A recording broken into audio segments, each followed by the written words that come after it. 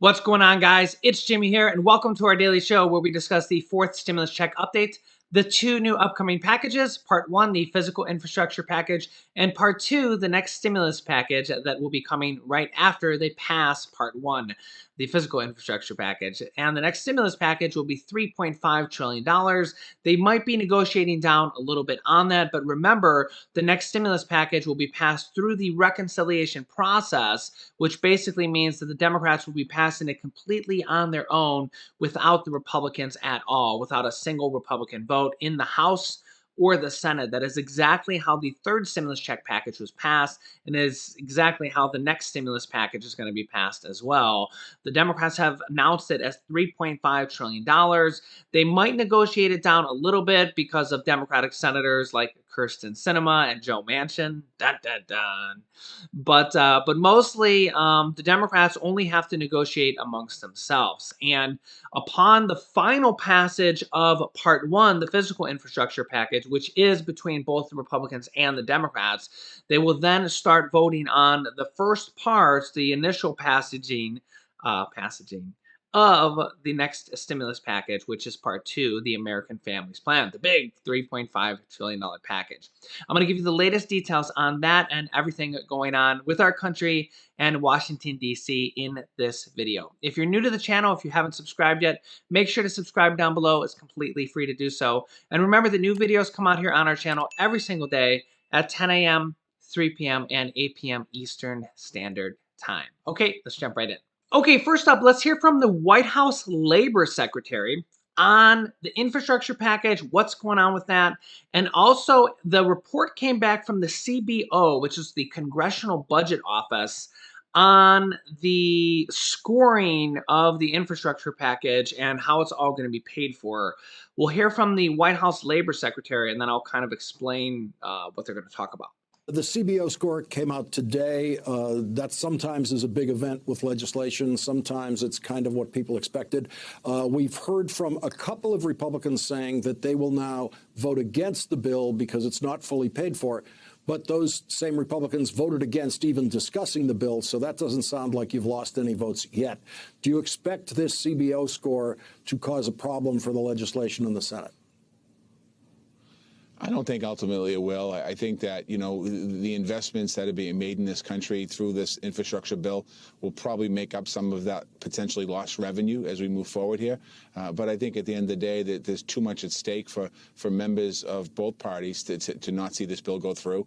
When you talked to, I heard Senator Portman a minute ago speaking, I think it was last night, you said, those projects are really important for America, and the American people at an overwhelming majority wants to see these projects happen. So I think it's incumbent upon all of us and the Senate to work hard through the rest of the tonight and the next couple of days and get this bill done.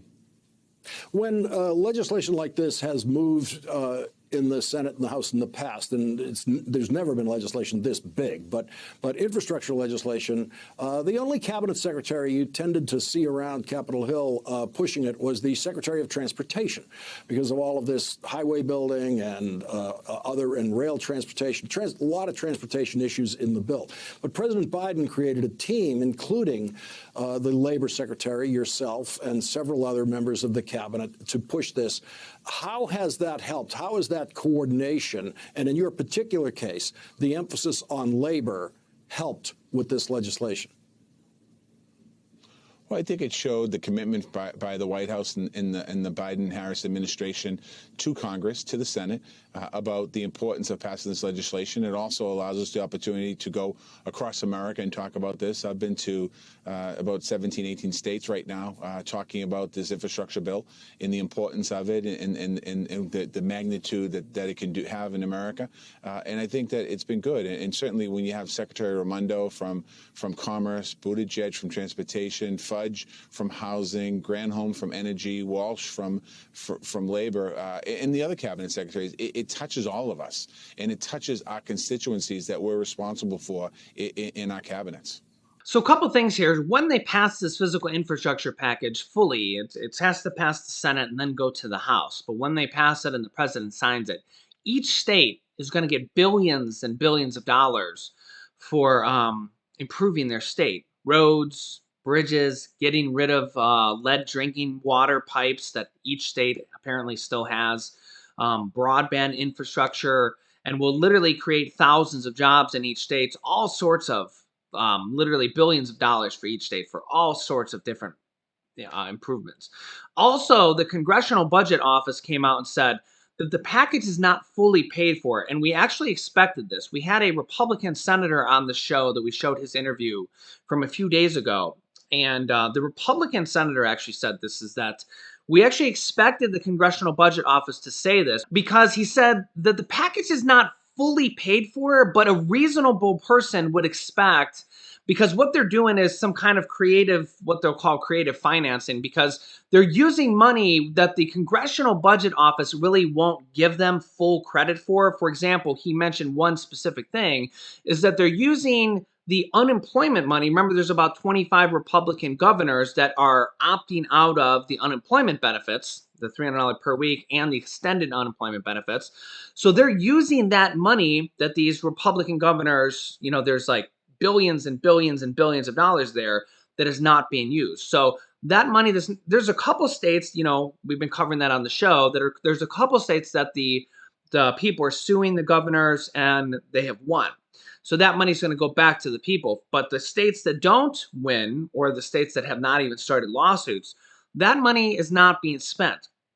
They're going to take that money and use that for the infrastructure package. Okay, so that's one example of the Congressional Budget Office is not giving them credit in the package of a pay for. So they're using that money in the package, but the Congressional Budget Office is not giving them credit for oh yeah, it's paid for. So the Republican senator said, well, a reasonable person would say, well, there's hundreds of billions of dollars here that we're using as an example there, that a reasonable person would say, well, yeah, it's paid for. We took $200 billion as an example here, and we're using it over here. It's unspent money that, is already paid for, and we're just shifting it from one place to another. But the Congressional Budget Office isn't going to give us credit for it, but a reasonable person would say, yeah, it's paid for. So again, we had that on the show here a few days ago. If you've been watching the show every day, you've seen that interview. So again, he kind of prompted, and that was a Republican senator. They're the ones that are kind of a lot more concerned about everything being paid for. So we were kind of prepared for that. So, and he mentioned in that interview right there that a couple Republican senators would say, oh, it's not paid for. We're not going to vote for it. But those were the Republican senators that were kind of already not going to vote for it. So we'll see. Remember, there were 16 Republican senators that voted yes on the infrastructure package for the second vote. There's been 2 votes already that have already passed for the infrastructure package. The first one had 17 votes. The second one had 16 Republican senators. They need 10 for a total of 60 votes. 10 Republican senators and all 50 Democrats for a total of 60 votes to pass in the Senate. Meanwhile, we have former President Donald Trump, which a lot of Republicans still consider the face of the Republican Party, screaming from the loudest megaphone that he can get to not vote for the deal because it's a Democrat deal. So we'll see if it passes. But if it doesn't pass, I mean, all 50 states are not going to get billions and billions and billions and billions of dollars in improvements for their states. But I really shouldn't even say that, because ultimately the Democrats will probably just pass it anyways. They'll probably just combine it with the next stimulus package, which the Democrats are going to pass through the reconciliation process. So if the deal fell through anyways, the Democrats would probably just combine them together and pass it to the next stimulus package anyways, because the Democrats control the House, the Senate, and the presidency, and they can pass bills through the reconciliation process, which only requires 50 to 51 votes in the Senate, which the Democrats can do on their own. 50 votes. And then the tiebreaker vote goes to the vice president, who happens to be a Democrat, Vice President Kamala Harris, for the 51st vote, the tiebreaker vote. The House of Representatives doesn't need to do this because they only need one vote past 50% anyways, so they don't have a filibuster rule. The filibuster rule is basically just a rule that requires 60% for a normal vote. The reconciliation process is basically just a special process where you get a few of these special cards every single fiscal year that basically says, okay, you get a few special like free passes to pass a couple votes or a couple packages every single year with only basically 50, just over 50% of votes. We'll just say 51% for simplicity. And you get a few of those per year. The House of Representatives is like that all the time, where you only need 51% of votes. It's actually 50.1% of votes. So the House of Representatives is always like that. Now, remember, the Republicans had the same thing back in 2017 and 2018. They controlled the House, the Senate, and the presidency under former President Donald Trump.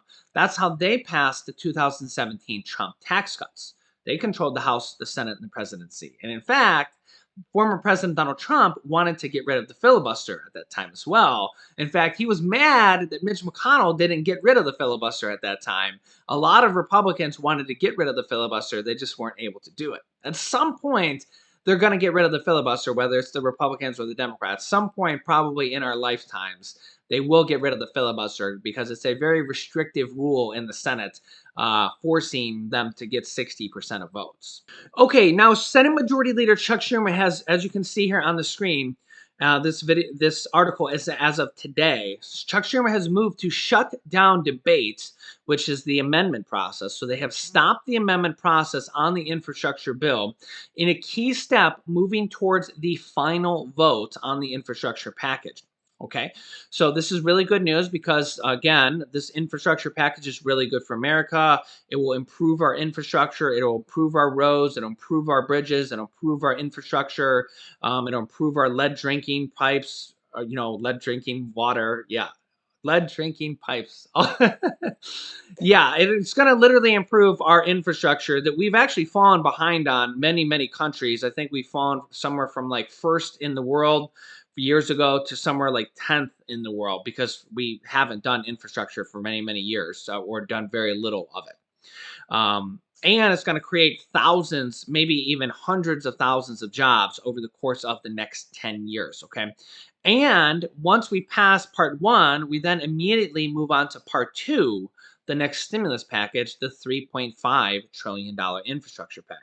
Maybe I should say the $3.5 trillion social infrastructure package, or the next $3.5 trillion stimulus package, or what the Democrats call a $3.5 trillion anti-poverty plan. An anti-poverty plan. And again, the Democrats have been kind of secretive on everything that's going to be in there. A lot of people think that they're going to add stimulus checks in there at the last moments, kind of so the critics of stimulus checks can't really argue with it too much, or won't have a lot of time to argue with it. A lot of people think that stimulus checks are added in there already, and they're just calling it an adult tax credit.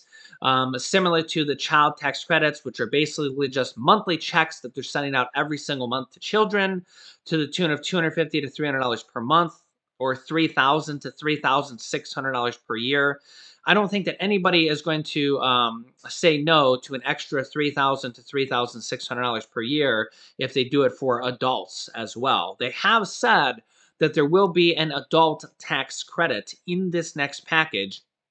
It is a code word for a fourth stimulus check. Is it already included in this next package? We don't know. We do know that they have announced it at $3.5 trillion for this next package. And this is going to come immediately after they pass the next infrastructure package, which they have basically stopped the amendment process on, and are now going to be moving to the next vote, the final vote, I should say here, within the next 24 hours. Okay. And this $3.5 trillion package is called an anti-poverty plan. An anti-poverty plan. And Senator Bernie Sanders is the person in charge of it. He's the deal maker. And we know, if we know anything about Bernie Sanders, he's the guy who stands up for stimulus check. He's the guy who makes sure that stimulus checks are in there. Whether it's going to be called an adult tax credit and they're just going to send it out as a stimulus check, we really don't know the details on that until they get around to the voting process and they release a bill to us, which really could be soon. It could be as early as next week. So they're going to move on to the voting process on the stimulus package as soon as they pass the infrastructure package, which is literally Let me see my headlines here. Chuck Schumer aims for weekend vote on bipartisan infrastructure deal. It's expected to probably happen within the next 24 hours. Again, they stopped debate today in the Senate and they're finalizing the package. We're not sure if it's going to happen today as they're finalizing this or if it's going to happen tomorrow. I've kind of seen some wording on both of these here on the infrastructure package. So, yeah, we're expecting this to probably happen within the next 24 hours. As you can see here, right here, Chuck Schumer aims for weekend votes on the bipartisan infrastructure deal. They will be working throughout the weekend. A lot of people think that they're just going to stop on Friday. That is not the case. They worked last weekend as well. They worked on Saturday and Sunday, actually, last weekend. And they will be working next weekend as well on the next stimulus package as well. In fact, here you can see Senators Gird, that's an interesting word, gird for all-nighter on steroids to propel the $3.5 trillion Democratic plan.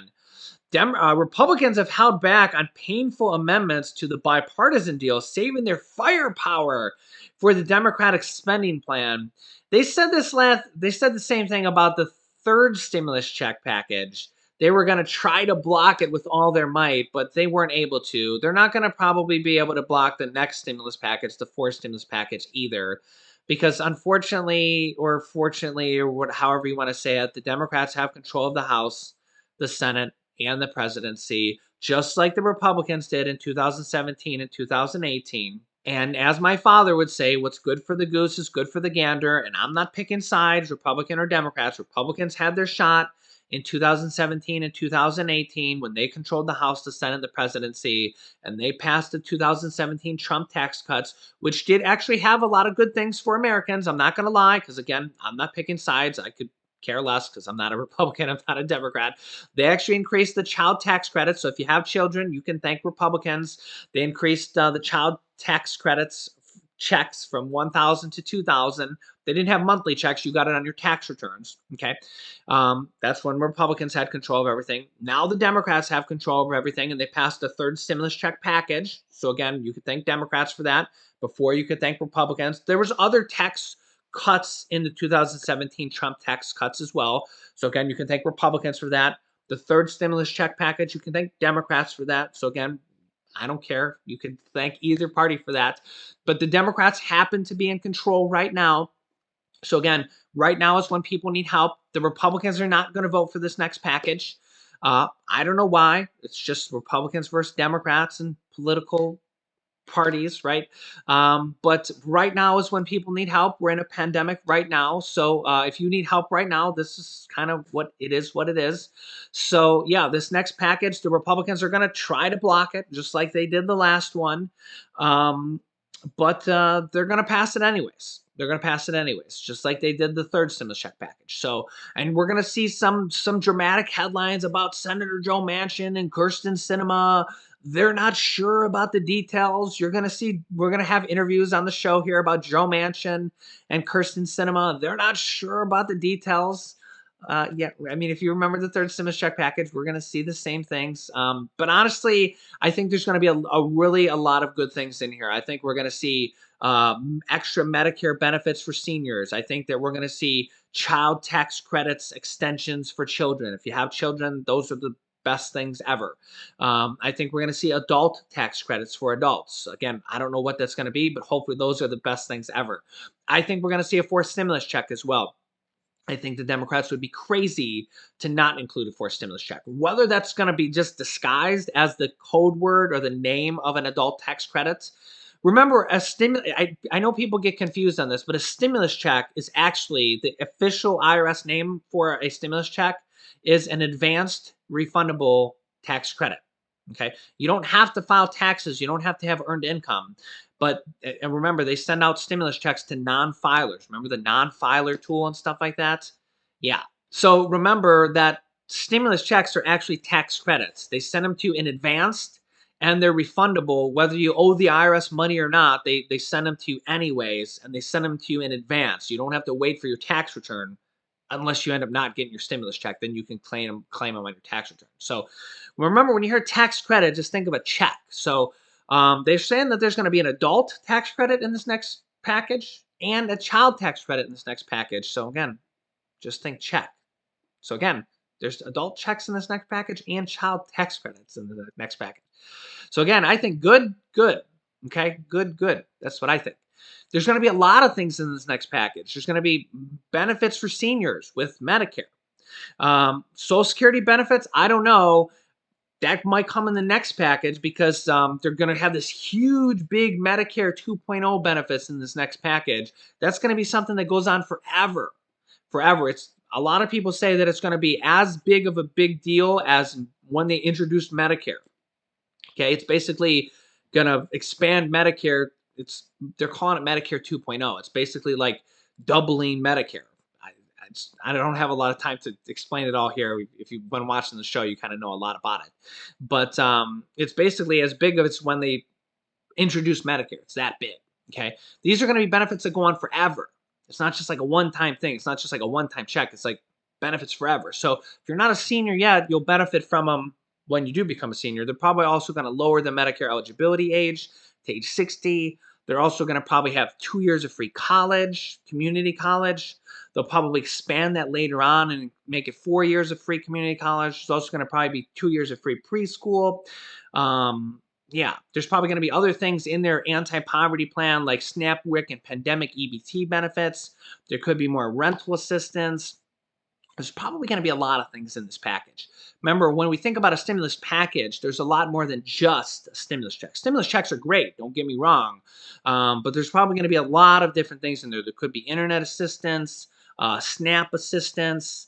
There's $3.5 trillion, almost twice the size of the third stimulus check package. I think that there's personally going to be a lot of different things in there. So I'll keep you up to date. Don't miss any videos at this point. Remember, new videos come out here on our channel every single day at 10 a.m., 3 p.m., and 8 p.m. Eastern Standard Time. Remember those times.